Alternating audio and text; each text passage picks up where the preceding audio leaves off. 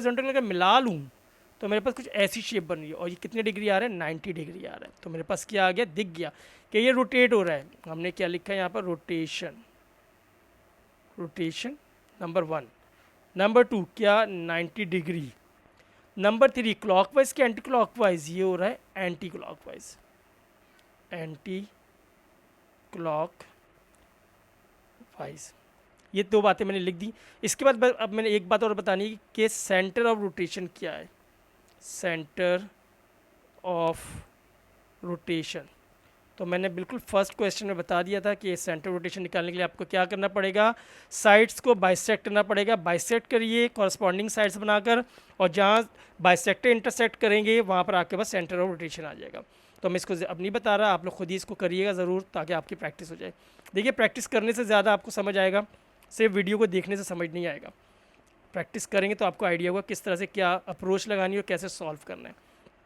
Next part कह रहा है B, triangle B is mapped onto triangle C by a translation vector मुझे given है। ट्रांसलेशन करना है किसको, बी को सी के ऊपर। तो जस्ट हमने क्या करना है, इसको मूव कराना है। कितना मूव कराना है, -2 मतलब 2 लेफ्ट एंड -3 यानी कि 3 डाउन। तो मैं क्या करूँ, 2 लेफ्ट एंड 3 डाउन होगा। सपोज इस पॉइंट को मैं 2 लेफ्ट लेके जाता हूँ, ये रहा, और 3 डाउन लेकर आता हूँ तो ये रहा। तो मेरा पॉइंट यहाँ पर आ जाएगा। तो मैं जल्दी से इसको बना लेता हूँ, ये पॉइंट यहाँ पर आ गया। ठीक है जी। अब मैं अगले पॉइंट को लेके जाता हूँ, इस पॉइंट को, तो 2 लेफ्ट ये रहा, और 3 डाउन मेरे पास आ गया, ये रहा। सही, 3 डाउन आई थिंक ये रहा। ठीक, तो मेरे पास ये वाला पॉइंट कहाँ पर आ गया, ये पॉइंट मेरे पास यहाँ पर आ गया। ठीक है जी। थर्ड में जल्दी से इसको मूव करा देता हूँ, 2 लेफ्ट, तो 2 लेफ्ट आ गया, ये रहा, एंड 3 डाउन मेरे पास आ गया, ये रहा। ठीक है जी।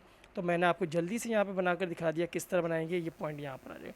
अब आपने कुछ नहीं करना है, जस्ट इन सारे पॉइंट्स को आपस में ज्वाइन कर देना है। ये आ गया, इसको यहाँ ज्वाइन कर देना है, और इसको यहाँ ज्वाइन कर देना है।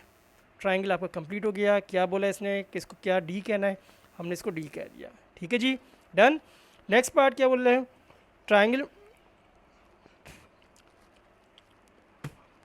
Sorry, triangle A is mapped on to triangle D by a reflection in the line sorry, in the line y is equals to x।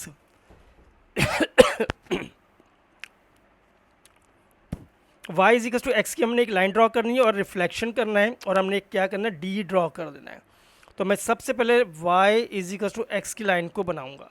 तो देखिए y is equal to x का मतलब ये x और y दोनों equal हैं, और x और y इक्वल कहाँ पर हो रहे हैं, देखिए 1 1 ये रहा, 2 2 ये रहा, 3 3 ये रहा, 4 4 ये रहा, 5 5 ये रहा, 6 6 ये रहा, ये सब 1 1 यहाँ पर, ये सारे क्या है वो सेम लाइन। तो कुछ लाइन कुछ इस तरह से आएगी जो वर्टेक्स सेंटर में से पास हो रही होगी। तो हम जल्दी से ऐसी लाइन ड्रॉ कर लेते हैं। तो मैं क्या करता हूँ, 6 6 से स्टार्ट कर लेता हूँ ताकि मुझे आसानी हो जाए, और मैं इसको ड्रॉ कर लेता हूँ। तो मैं जस्ट इसको 6 6 से लाता हुआ 6 6 पर लेकर आके यहाँ पे मैंने इसको ड्रॉ कर लिया। ये मेरे पास आ गया लाइन ऑफ रिफ्लेक्शन। ओके, अब लाइन ऑफ रिफ्लेक्शन से मुझे इसको रिफ्लेक्ट कराना है। किस वाले को रिफ्लेक्ट कराना है, इससे रिफ्लेक्ट करना है। तो रिफ्लेक्शन के लिए याद रखिए हमेशा वो बिल्कुल ऑब्जेक्ट और इमेज अदर साइड पर होते हैं, और जस्ट ऑपोजिट होते हैं, बिल्कुल सीधे होते हैं, बिल्कुल आमने सामने होते हैं, बट लाइन ऑफ रिफ्लेक्शन के लिहाज से। तो देखिए अब ये जो है इसका डिस्टेंस यहाँ से कितना है, 1। तो मैं 1 के यहाँ पर एक लाइन डॉट बना दूंगा। ठीक है, तो मैं क्या करूँगा, जल्दी से यहाँ पर एक, आप यहाँ पर इधर एक हाईलाइट कर दूँगा। ये मेरा पॉइंट आ गया, ये वाला। ठीक है, ये पॉइंट जो है, ये वाला पॉइंट जो है मेरा यहाँ पर आ जाएगा, ये मेरा पॉइंट यहाँ पर आ गया। ठीक है, और ये वाला पॉइंट जो है वो यहाँ पर आ जाएगा, क्योंकि ये हाफ के डिस्टेंस पर है। ठीक है, अब मैं इसको क्या ज्वाइन कर दूंगा सीधा, कि मैं इस लाइन को इससे ज्वाइन कर देता हूँ, इस लाइन को इससे ज्वाइन कर देता हूँ, और इस लाइन को इससे ज्वाइन कर देता हूँ। ठीक है, ये मेरी रिफ्लेक्शन हो गई।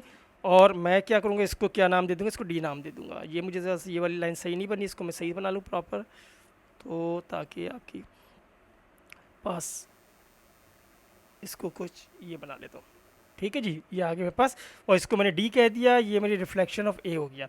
अगेन देख लीजिए मैंने क्या किया है, मैंने ये क्या किया है, इसका डिस्टेंस यहाँ से 1 था, तो मैंने यहाँ से भी 1 के डिस्टेंस पे जस्ट 90 डिग्री का ऑपोजिट बना लिया। ये इसका डिस्टेंस यहाँ से 2 था, तो यहाँ से मैंने 2 के डिस्टेंस पे इसको बना लिया।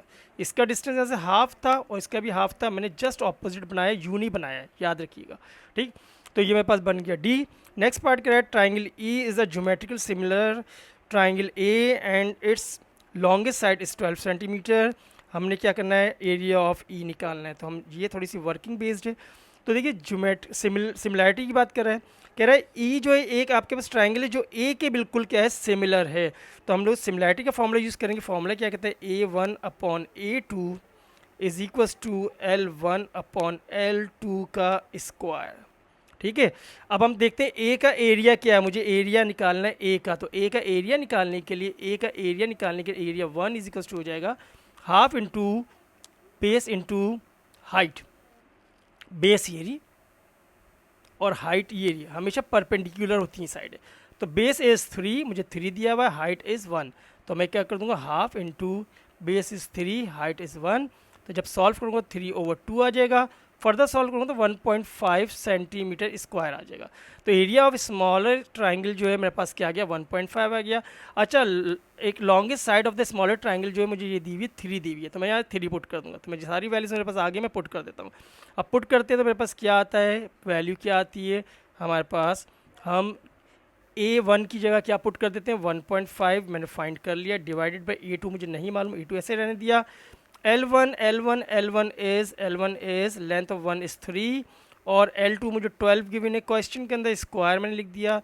1.5 डिवाइडेड बाई A2 ऐसे ही लिखा, is equals to 1 3 1 3 3 4 12 1/4 divided by whole square आ गया। तो मैं इसको 1.5 A square A2 not square is equals to 1/16 लिख देता हूँ यहाँ पर। अब जस्ट क्रॉस मल्टीप्लाई कर देते हैं तो A2 इज इक्वस टू हो जाएगा 1.5 इंटू 16। हम जल्दी से 16 डिवाइड बाई 1.5 कर लेते हैं मल्टीप्लाई। 5 6 30 कैरी 3 5 1 5 3 8 क्रॉस 1 6 6 1 1 1 सिंप्लीफाई करते 0 4 एंड 2। अब डेसिमल 1 पॉइंट के बाद है, मैंने यहाँ डेसिमल लगा दिया। तो मेरे पास आंसर जो आ रहा है A2 का वो मेरे पास आ रहा है 24 सेंटीमीटर स्क्वायर। तो मेरे पास आ गया कि एरिया 2 कितना होगा, वो 24 होगा। मैं जस्ट यहाँ पर लिख दूंगा क्या, 24। तो मैंने यहाँ पर 24 लिख दिया। This question is done. और पेपर भी हमारा हो चुका है। सो हमने ये पेपर कर लिया है ट्रांसफॉर्मेशन की। मैंने कुछ टॉपिक्स कुछ एग्जाम्पल्स करवाई हैं, आपको समझाने की कोशिश की है। होपफुली आपको समझ आई होगी। If you like my video please do like subscribe to my channel. और अगर आपके कोई क्यूरीज़ हैं, कोई क्वेश्चंस हैं या कुछ और आप कोई मुझे कमेंट सेक्शन में बोलना चाहते हो, कुछ और चीज़ सीखना चाहते हो, तो प्लीज़ मुझे कमेंट सेक्शन में आप मेंशन कर देना। Take care of your self, see you in next video इंशाल्लाह ताला सून। अल्लाह हाफिज़।